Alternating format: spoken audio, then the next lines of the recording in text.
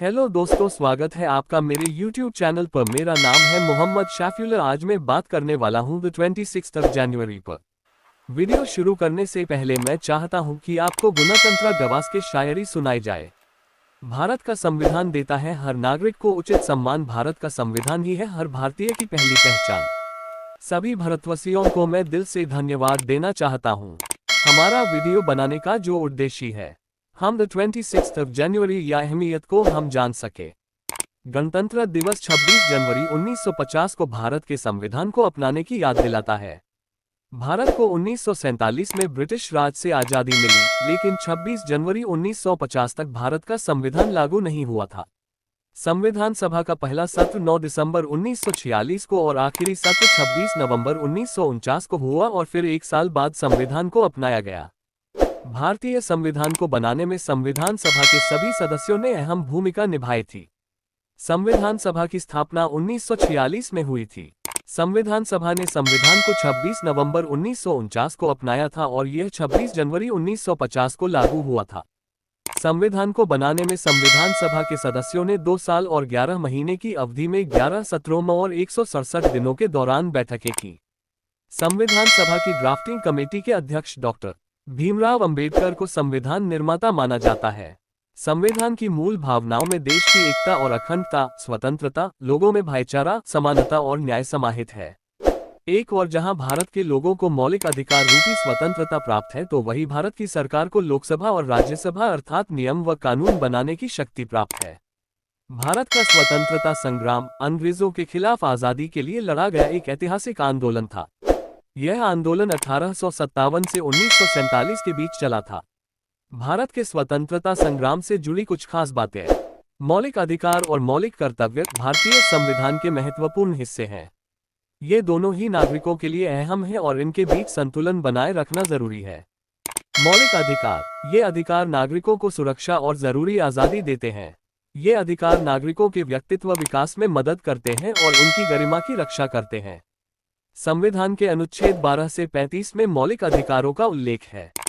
कुछ उदाहरण: समानता का अधिकार, स्वतंत्रता का अधिकार, शोषण के खिलाफ अधिकार, धार्मिक स्वतंत्रता का अधिकार, सांस्कृतिक और शैक्षिक अधिकार, संवैधानिक उपचार का अधिकार। भारतीय संविधान देश के मौलिक कानून के रूप में हमारे मूल्यों, सिद्धांतों और शासन के ढांचे का प्रतीक है। ये भारत की सर्वोच्च विधि के रूप में भूमिका निभाता है तथा राज्यों के कामकाज का भी मार्गदर्शन करता है। भारतीय संविधान के द्वारा नागरिकों के अधिकारों और जिम्मेदारियों को भी सुनिश्चित किया जाता है। भारत की आज़ादी मिलने के बाद भारतीय रेलवे, जैसा कि जाना जाता है, 7000 से अधिक स्टेशनों पर संचालित होती है। भारत में पहला आम चुनाव 1951 में हुआ, जिसमें कांग्रेस को बहुमत प्राप्त हुआ। भारत ने एशिया का पहला परमाणु रिएक्टर विकसित करके दुनिया को दिखाया कि वह एक महाशक्ति बन सकता है। स्वास्थ्य, भारत में स्वास्थ्य सेवा क्षेत्र में वृद्धि हुई है। आयुष्मान भारत प्रधानमंत्री जन आरोग्य योजना के तहत गरीब और निम्न आय वाले नागरिकों को अच्छी स्वास्थ्य सेवा मिल रही है। हालांकि भारत में स्वास्थ्य सेवा व्यय सकल घरेलू उत्पाद (जीडीपी) का केवल 4.1% है, जो ब्रिक्स देशों में सबसे कम है। शिक्षा, भारत में शैक्षिक ढांचे के मामले में 50 देशों में दूसरा स्थान है। साक्षरता दर में लैंगिक असमानता कम हो रही है। हालांकि 100% वयस्क साक्षरता हासिल करना, विशेषकर महिलाओं में, एक महत्वपूर्ण चुनौती है। आबादी, भारत की आबादी बहुत ज्यादा है।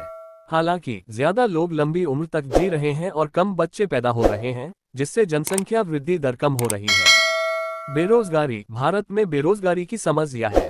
शिक्षा, भारत में शिक्षा व्यवस्था तर्कहीन और पैसे पर चलती है। भ्रष्टाचार, भारत में भ्रष्टाचार की समस्या है। गरीबी, भारत में गरीबी की समस्या है।